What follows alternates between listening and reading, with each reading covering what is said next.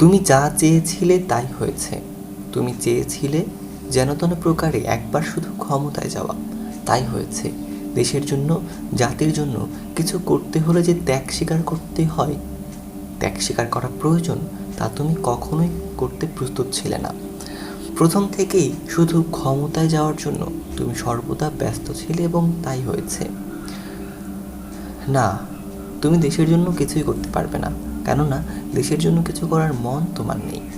মানুষের জন্য কিছু করার মন নেই বলেই তোমার ইচ্ছাও নেই, আর ইচ্ছা নেই বলেই তোমার উপায়ও নেই। যদি তোমার ইচ্ছে থাকতো তাহলে কিছু একটা উপায় হতো, কিন্তু জাতির জন্য কিছু করার ইচ্ছা তোমার নেই, কাজেই উপায়ও নেই। আমরা তোমাকে ক্ষমা করতে চাই, কিন্তু কোনো বিচারেই ক্ষমা পাবে না তুমি। তুমি ক্ষমার অযোগ্য। তুমি প্রার্থনা করো আল্লাহ রব্বুল আলামিন যেন তোমাকে ক্ষমা করার সামর্থ্য আমাদের দেন।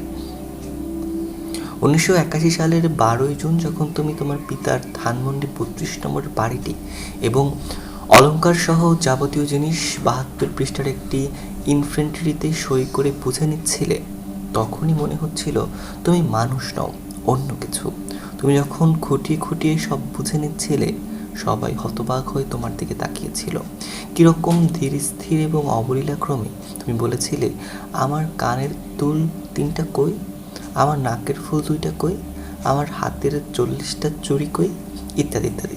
তুমি বলেছিলে, আর সরকারি কর্তৃপক্ষ একটা একটা করে সব বুঝিয়ে দিচ্ছিল। সেদিনটার কথা আমার আজও মনে আছে। সেদিন তোমাকে দেখে মনে হয়নি যে এই বাড়িতেই তোমার পিতৃকুলের সব শেষ হয়ে গেছে। তুমি এমনভাবে গুণে প্রায় 70 লক্ষ টাকার গয়না সহ অন্যান্য মালামাল বুঝে নিলে, তাতে মনে হলো তুমি মানুষ নও, অন্য কিছু। কারো কারো লেখা পড়ো না, কোনো বই পড়ো না, ভালো কথা শোনো না। তোমার নাম শেখ হাসিনা। তুমি পিতৃমাতৃহীন স্বামী কর্তৃক পরিত্যক্ত এক রমণী। তোমার মেয়ের ভাষায় তুমি বহুরূপী। তোমার প্রিয় গৃহভৃত্য রমাকান্ত, যাকে তুমি ভালোবাসতে, সেও তোমাকে ভালোবাসতো, কিন্তু সে তোমার কাছে রইল না। তুমি এমন এক প্রাণ